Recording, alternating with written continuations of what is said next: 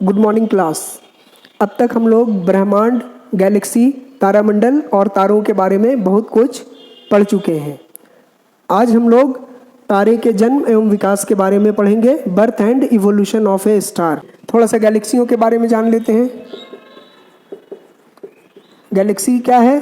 तो जो तारे हैं इनके समूह, झुंड को ही हम लोग गैलेक्सी कहते हैं। एक गैलेक्सी में 100 अरब से भी ज़्यादा तारे होते हैं। तो अगर हम लोग गैलेक्सियों में देखें तो क्या होगा? तो 98% गैलेक्सियों में 98% क्या हैं? तारे हैं। बाकी बच गए 2%, वो क्या हैं? तो 2% विरल हाइड्रोजन गैस है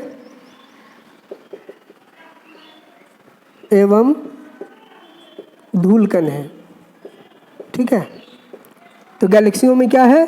तो 98% तारे हैं और 2% विरल हाइड्रोजन गैस एवं धूलकण है। गैलेक्सियों के इसी विरल हाइड्रोजन गैस के पुंज को हम लोग कहते हैं निहारिका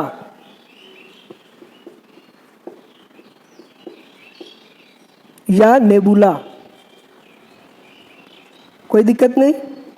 तो निहारिका या नेबुला क्या हुआ? तो निहारिका या नेबुला विरल हाइड्रोजन के गैसीय पुंज हुए। विरल हाइड्रोजन के गैसीय पुंज, निहारिका या नेबुला क्या हुआ? विरल हाइड्रोजन के गैसीय पुंज। सभी तारे अपने शुरुआती अवस्था में निहारिका के रूप में रहते हैं। ठीक है, यहीं से तारों का जन्म की प्रक्रिया शुरू होती है। कहाँ से? निहारिका से। इसलिए निहारिका को तारों का जन्म स्थान भी बोलते हैं। ठीक है, या इसे ब्रह्मांडीय नर्सरी भी कहा जाता है।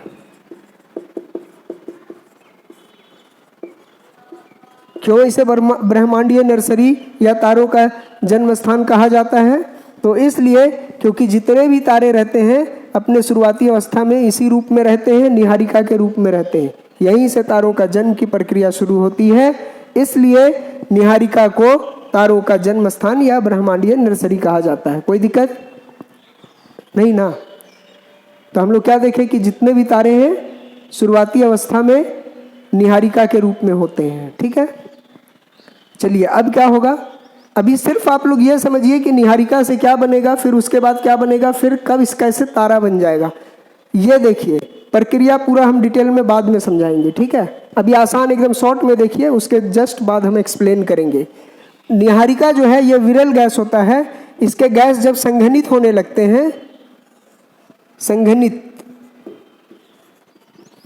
जब संघनित होने लगते हैं तो संघनित होकर क्या बन जाते हैं? ये एक बादल का रूप ले लेते हैं। संघनित होने से बादल का रूप, इसको बोलते हैं ऊर्ट बादल। ऊर्ट बादल या ऊर्ट क्लाउड है ना। ऊर्ट बादल का रूप ले लेते हैं संघनित होकर।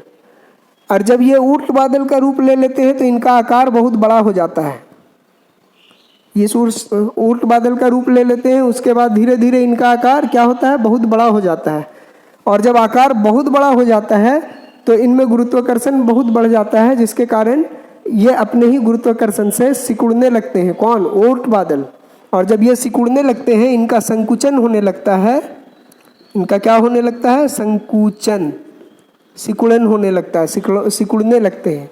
तब ये किस रूप में बदल जाते हैं? जब संकुचन शुरू हो जाता है तो ये बन जाते हैं आपका आदि तारा। जब इसमें संकुचन शुरू हो जाता है तो ये बन जाता है आदि तारा। कौन? ये ऊर्ट बादल आदि तारा का रूप ले लेता है। इसको बोलते हैं हम लोग प्रोटो स्टार। अब आदि तारा बनने के बाद भी ये तारा नहीं बना है, इसलिए आदि तारे में भी चमक नहीं होती, प्रकाश नहीं उत्सर्जित करता है। प्रकाश ये उत्सर्जित करेगा तो प्रकाश उत्सर्जित नहीं करता आदि तारा। ये प्रकाश उत्सर्जित नहीं करता है क्योंकि ये आदि तारा में प्रकाश होता ही नहीं है। तो it does not emit light. अब क्या होता है आदि तारा? आदि तारा में जो ये संकुचन ऊर्ट बादल से होता है, में होना शुरू होता है, उस संकुचन के कारण आदि तारा बनता है। और आदि तारा बनने के बाद भी इसका संकुचन जारी रहता है, आगे भी संकुचन चलता रहता है, तो और ज़्यादा संकुचित हो जाता है और संकुचन होता है इसमें। इसके बाद जैसे ही संकुचन और ज़्यादा होता है तो ये तारे का रूप ले लेता है। अब ये आदि तारा से क्या बन जाता है? तारा, स्टार। यानी इस प्रकार एक तारे का जन्म हो गया, एक तारा बन गया, यानी एक तारे का जन्म हो जाता है। कहाँ से शुरू हुआ था? तो निहारिका के रूप से ये तारा बनना शुरू हुआ था और यहाँ पर जाके तारा बनता है। ये निहारिका से कई स्टेज, 3 स्टेज पार कर गया, तब जाके चौथा स्टेज में तारा बना। अब जब ये एक बार तारा बन जाएगा तो ऐसा नहीं है कि इसका खत्म हो गया कहानी। कोई बच्चा अगर जन्म लेता है, आप खुद देखिए, तो क्या होता है? पहले वो बच्चा रहता है, थोड़ा बड़ा होता है, फिर किशोर होता है, फिर जवान होता है, फिर उसके बाद प्रौढ़ावस्था, फिर वृद्ध यानी बूढ़ा हो जाता है, उसके बाद अंत में मर जाता है। कोई भी बच्चा का यही गति है, या किसी भी चीज़ का जन्म लेने वाला ऐसा ही होता है। तो तारा का भी जन्म हो गया है, तो ये भी इसी तरह से अपनी अवस्थाएं बदलेगा, कई अवस्थाओं में जाएगा और उसके बाद अंत में इसका भी मृत्यु हो जाएगी। तो चलिए, ये तारा का जन्म हो गया। इस तारे को प्रकाश और ऊर्जा कहाँ से मिलती है? तो याद रखिएगा, तारे को ऊर्जा अभी हम बताए थे, तारे को ऊर्जा या प्रकाश मिलती है हाइड्रोजन से। तारे का ईंधन क्या होता है? हाइड्रोजन। तो अब जब ये तारा बन गया है तो इसका हाइड्रोजन अभिक्रिया कर रहा है। तारे में क्या होता है? नाभिकीय संलयन। लिख देते, अच्छा बाद में लिखेंगे या लिख ही देते हैं, नाभिकीय संलयन शुरू हो गया इसमें, नाभिकीय संलयन अभिक्रिया, न्यूक्लियस फ्यूजन रिएक्शन शुरू हो गया। जब तारा का जन्म हो गया तो इस तारे में न्यूक्लियस फ्यूजन रिएक्शन शुरू हो गया, नाभिकीय संलयन अभिक्रिया शुरू हो गया और हाइड्रोजन जो है वो हीलियम में बदलने लगा। ठीक है, 4 हाइड्रोजन मिल करके एक हीलियम बनाने लगा और इसी के फलस्वरूप ऊर्जा मुक्त होती है। इसी ऊर्जा से तारे को प्रकाश और ताप मिलता है। तो तारे को ऊर्जा कहाँ से मिलती है और ताप और प्रकाश कहाँ से मिलता है? तो हाइड्रोजन का संलयन के फलस्वरूप मिलता है। तो हाइड्रोजन इसका क्या हो गया? ईंधन। तो तारे का ईंधन पूछा जाए आपसे, तारे का ईंधन, तो क्या बोलेंगे? हाइड्रोजन। और यह हाइड्रोजन कैसी अवस्था में है? ठोस में है, द्रव में है या गैस में है? तारे में तो ना ठोस, द्रव, ना गैस, ये तीनों में नहीं है, ये चौथी अवस्था में है, जिसको क्या बोलते हैं? प्लाज्मा अवस्था। प्लाज्मा अवस्था या प्लाज्मा स्टेज। तो ये प्लाज्मा अवस्था में है। प्लाज्मा अवस्था क्या बताए थे?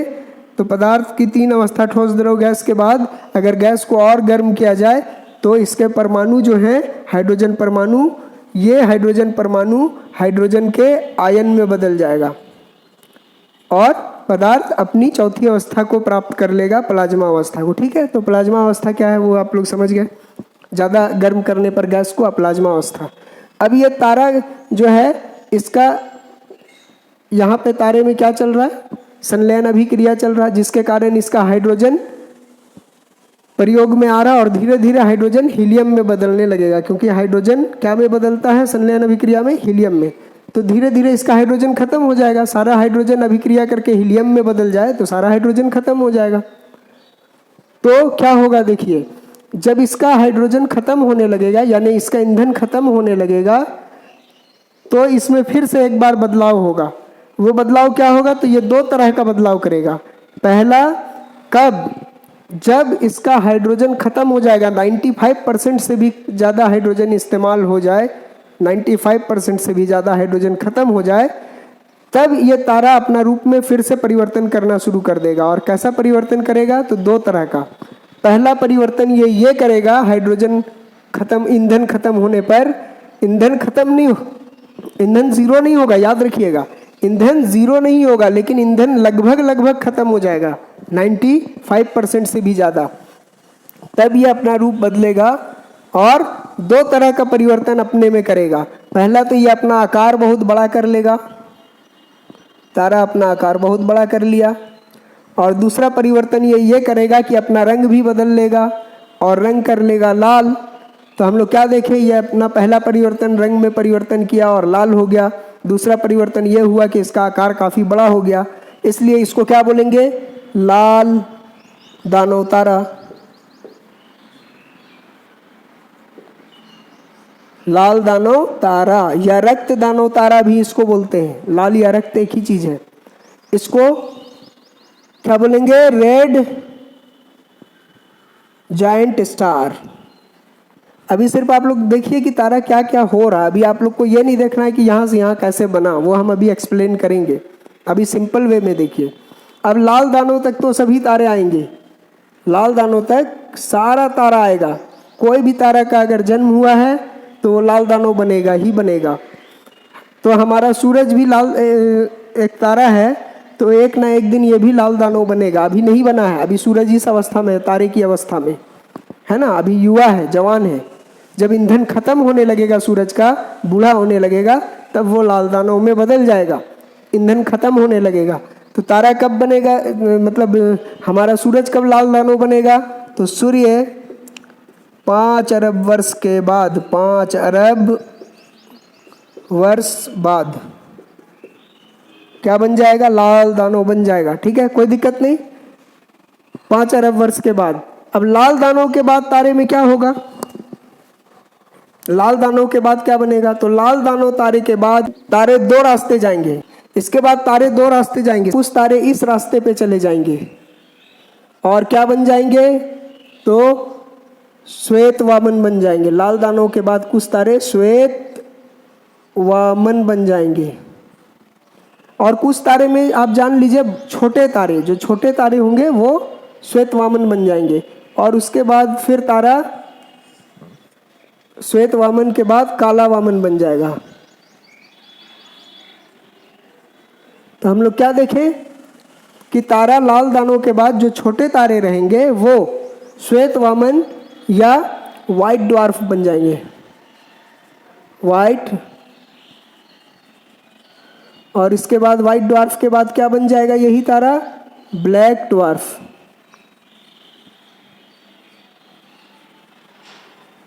ठीक है, इसके बाद क्या होगा, जब ये ब्लैक ड्वार्फ बन जाएगा तो ब्लैक ड्वार्फ अदृश्य होता है, दिखाई नहीं देता। इसका घनत्व बहुत ज़्यादा होता है, 10,000 kg पर मीटर क्यूब, यानी बहुत अधिक घनत्व होता है।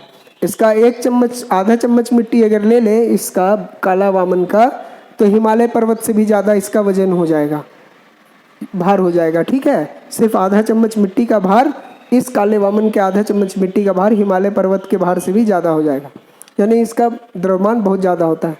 तो बहरहाल हम लोग क्या देखें कि लाल दानव के बाद छोटे तारे श्वेत वामन में बदल जाएंगे और श्वेत वामन के बाद वो काला वामन में बदल जाएंगे।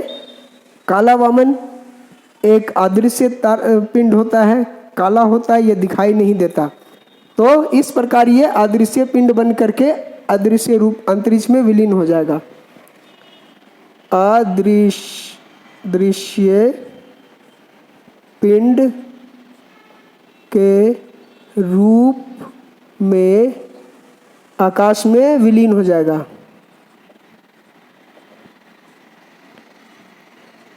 इस प्रकार छोटे तारे का अंत हो गया, विलीन हो गया, गायब हो गया। अब इस तारे का अंत हो गया, छोटा तारा। और जो बड़े तारे होंगे वो लाल दानव अवस्था के बाद इस रास्ते नहीं जाएंगे, वो इस रास्ते में पकड़ लेंगे।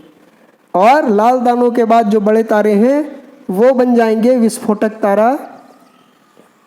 क्या बन जाएंगे, विस्फोटक तारा।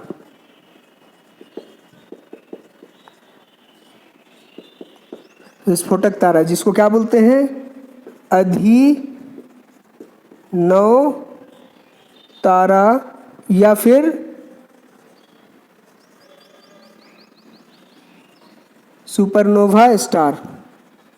ठीक है, तो जो बड़े तारे होंगे वो क्या बन जाएंगे, इस अवस्था के बाद लाल दानव के बाद छोटे तारे इधर चले जाएंगे और श्वेत वामन और काला वामन बन के आकाश में गायब हो जाएंगे, उनका अंत हो जाएगा। और बड़े तारे इस अवस्था के बाद, लाल दानव अवस्था के बाद अभिनव तारा में बदल जाएंगे, एक विस्फोटक तारा के रूप में, और फिर इनका विस्फोट होगा और विस्फोट के बाद ये 3 चीज़ों में बदलेंगे। या तो ये न्यूट्रॉन तारा बनेगा, या पल्सर बनेगा, या क्वेसर बनेगा। अब आप ये बोलेंगे कि क्या विस्फोट के बाद तारा तीनों चीज़ में बदल जाएगा? तो तीनों चीज़ में नहीं बदलेगा, तीनों में नहीं बदलेगा। कोई अभिनव तारा न्यूट्रॉन तारा बनेगा,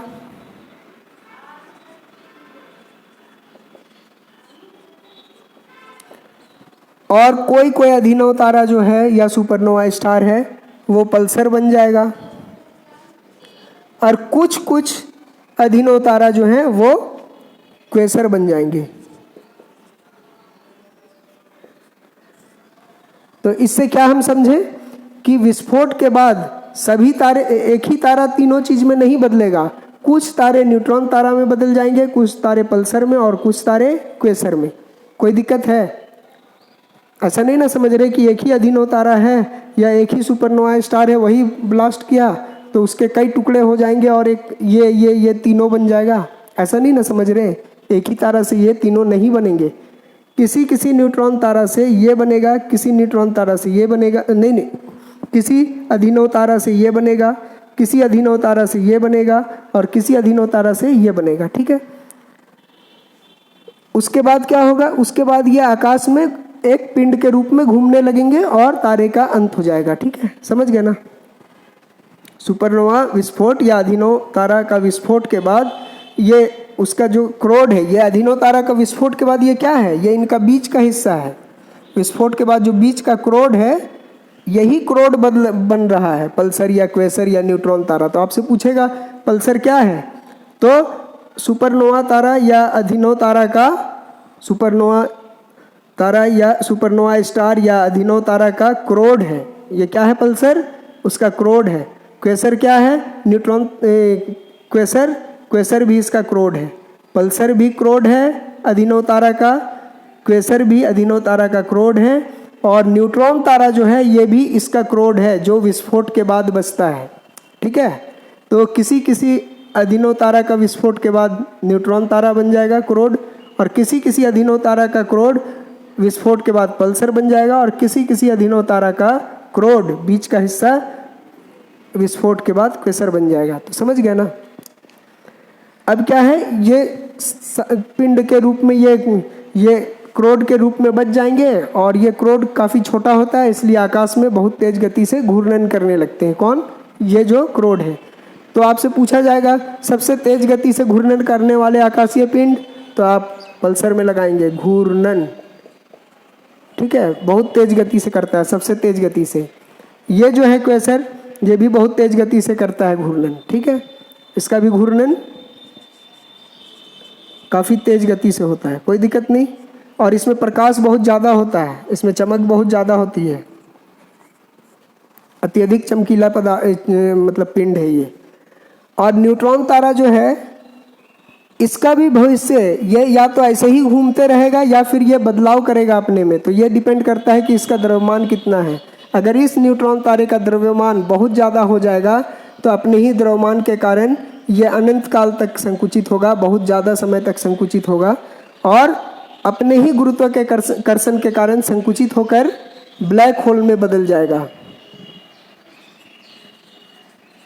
ब्लैक होल कृष्ण छिद्र के रूप में बदल जाएगा, कृष्ण छिद्र।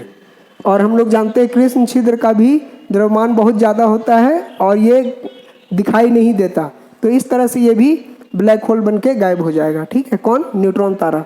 अगर ये न्यूट्रॉन तारा अधिक द्रव्यमान का है तो अपने ही गुरुत्वाकर्षण के कारण अनंत काल तक संकुचित होगा और बहुत ज़्यादा घनत्व इसका बढ़ जाएगा। उसके बाद ये ब्लैक होल में बदल करके ये न्यूट्रॉन तारा आकाश में विलीन हो जाएगा। ब्लैक होल का भी घनत्व बहुत ज़्यादा होता है। दुनिया में अगर सबसे ज़्यादा घनत्व होता है तो किसका होता है? ब्लैक होल का होता है। ब्लैक होल का घनत्व इतना ज़्यादा है कि ये किसी चीज़ से टकरा जाए तो उसको तहस नहस बर्बाद कर देगा। पृथ्वी से टकरा जाए तो चूर चूर कर देगा, लेकिन इसको कुछ नहीं होगा, इतना हेवी चीज़ ये है। तो दुनिया में सबसे ज़्यादा अगर बोलेगा कि सबसे ज़्यादा घनत्व वाला चीज़ ब्रह्मांड में क्या है, तो ब्लैक होल है। इससे ज़्यादा घनत्व किसी का नहीं है।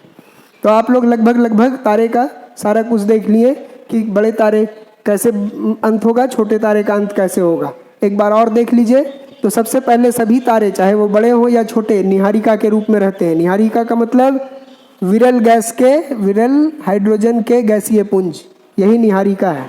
तो सभी तारे इस अवस्था में, निहारिका अवस्था में रहेंगे। इसके बाद इनका संघनन होगा, इनके विरल हाइड्रोजन का संघनित होकर के ये संघनित होकर ऊर्ट बादल में बदल जाएंगे। फिर ये ऊर्ट बादल काफ़ी बड़ा हो जाएगा जब, तो इसमें संकुचन होगा और संकुचन के बाद ये सिकुड़ करके आदि तारा का रूप लेगा। उसके बाद भी इसमें संकुचन होता रहेगा, उसके बाद ये तारा का रूप ले लेगा। यहाँ पर एक तारे का जन्म हो जाएगा। अब फिर क्या होगा, उसके बाद भी तारा अपना रूप बदलेगा। कब? जब इसका ईंधन खत्म होने लगेगा। ईंधन इसका ईंधन क्या है? हाइड्रोजन। तो ईंधन खत्म होने लगेगा जब 95% से ज़्यादा ईंधन, जब 95% से ज़्यादा ईंधन खत्म हो जाएगा तब ये अपना रूप बदलेगा। ठीक है, ईंधन खत्म होने लगेगा और 95% से ज़्यादा खत्म हो जाएगा तब ये अपना रूप बदलेगा। और ये रूप बदल करके, और रूप के साथ रंग भी बदलेगा। तो रंग ये लाल कर लेगा और रूप या आकार को काफ़ी विस्तारित कर लेगा। तो इसको बोलेंगे, फिर बहुत बड़ा हो जाएगा तो लाल दानव तारा में बोलेंगे।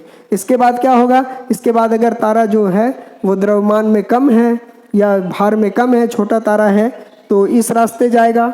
और अगर बड़ा तारा है तो इस रास्ते पर जाएगा और अंत हो जाएगा। ठीक है, छोटा तारा का इस रास्ते से अंत होगा, श्वेत वामन, काला वामन, उसके बाद ये आकाश में गायब हो जाएगा छोटा तारा। और बड़ा तारा इस रास्ते से जाएगा, लाल दानव के बाद वो सुपरनोवा स्टार या विस्फोटक तारा बन जाएगा, अभिनव तारा। उसके बाद इसमें विस्फोट होगा, फिर इसके क्रोड बचेंगे जो न्यूट्रॉन तारा, पल्सर या क्वेसर के रूप में आकाश में घूमने लगेंगे और तारे का अंत हो जाएगा। अगर न्यूट्रॉन तारा बहुत ज़्यादा द्रव्यमान का हुआ तो ये न्यूट्रॉन तारा का संकुचन होता रहेगा अपने ही गुरुत्वाकर्षण के कारण, और ये बहुत ज़्यादा संकुचित होकर ब्लैक होल बन जाएगा और आकाश में विलीन हो जाएगा। तो हम लोग क्या देखें, अभिनव तारा के बाद तारा 4 चीज़ में बदल सकता है। या तो वो न्यूट्रॉन तारा में रहेगा, या पल्सर में रहेगा, या क्वेसर में रहेगा, या नहीं तो कृष्ण छिद्र में बन जाएगा। इन चारों में बदलने के बाद तारा का अंत हो जाएगा।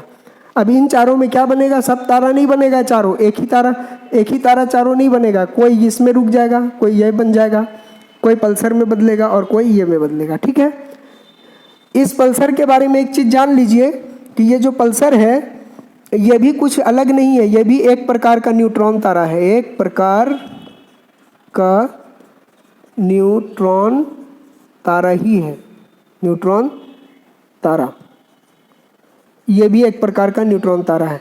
और ये क्वेसर क्या है, ये भी इस सुपरनोवा विस्फोट का क्रोड है जिसमें बहुत ज़्यादा चमक होती है, बहुत ज़्यादा अत्यधिक चमकीला होता है। इसका फुल फॉर्म होता है, पहले हम क्वेसर लिख देते हैं, क्वेसर, QUASAR, क्वेसर। क्वेसर का फुल फॉर्म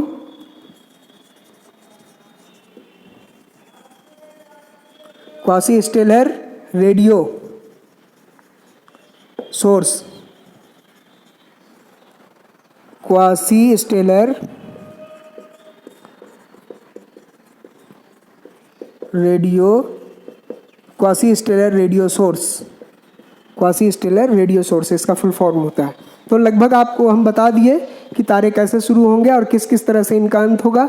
एक बार आप स्क्रीनशॉट ले लीजिए। चलिए, आप लोग स्क्रीनशॉट ले लिए। अब आगे हम लोग बढ़ते हैं। अब इसमें ज़्यादा कुछ नहीं बचा हुआ है, एक चीज़ बताना बचा हुआ है, वो है आपका चंद्रशेखर सीमा। चंद्रशेखर सीमा ये क्या है, तो इसके बारे में अच्छा से समझ लीजिए। हम लोग ये पढ़े कि जो छोटे तारे हैं वो इस रास्ते से जाएंगे, कितने छोटे, तो सूरज के द्रव्यमान के 1.44 गुना से कम, और जो सूरज के द्रव्यमान से 1.44 गुना से अधिक होंगे वो इस रास्ते जाएंगे। तो यहाँ हम लिखते हैं, देखिए सूरज का द्रव्यमान लिख लेते हैं m, ये मास हो गया किसका, सन का, सूरज का मास सन का हुआ, इसका कितना गुना 1.44, इसका 1.44 गुना, इससे अगर कम हो जाएगा द्रव्यमान किसका, स्टार का, मास किसका लिख लेते हैं, मास स्टार, ठीक है। ये क्या लिखे हम, स्टार का मास। ये स्टार का मास क्या दिखा रहे, तो सूरज के द्रव्यमान से 1.44 गुना से क्या है, ये कम है। किसका द्रव्यमान, इस तारे का द्रव्यमान, इस स्टार का द्रव्यमान सूरज के द्रव्यमान के 1.44 गुना से कम है या फिर बराबर है। तो ये एक सीमा है, ये एक सीमा लाइन है, ये जो ये क्या है, एक लाइन है। ये हम ले लिए 1.44 गुना, इससे कम या अधिक। तो इससे अगर 1.44 गुना, इसको ऐसे मिटा लीजिए, यहाँ से ऐसे समझिए, अभी इतना, इस सूरज का द्रव्यमान का 1.44 गुना से कम हुआ, ये 1.44 गुना, ये लाइन है 1.44, देखिए यहाँ पढ़ा रहा, 1.44 वाली लाइन ये है। इससे जो कम हुआ वो इस रास्ते जा रहा है, और इस 1.44 गुना से अधिक हुआ सूरज के द्रव्यमान से, तो इधर जा रहा है। तो ये जो बीच का हो गया लाइन, ये एक सीमा रेखा को बता रहा कि इससे कम वाले इधर, इससे ज़्यादा वाले इधर। तो ये एक सीमा है, लिमिट है, लिमिट है ना, ये बता रहा है इससे कम इधर जाएंगे, इससे ज़्यादा इधर जाएंगे। तो यही लिमिट जो है, इसी को बोलते हैं चंद्रशेखर लिमिट। ये कौन सी लिमिट है, तो सन का द्रव्यमान इसका 1.5 गुना से कम वाले ऊपर जाएंगे, और इस द्रव्यमान के 1.5 गुना से अधिक वाले नीचे के रास्ते जाएंगे। तो ये जो सीमा बता दिया, ये सीमा 1.44, यही कहलाता है चंद्रशेखर सीमा, ठीक है। यही है चंद्रशेखर सीमा या चंद्रशेखर लिमिट, सीमा या लिमिट, चंद्रशेखर लिमिट।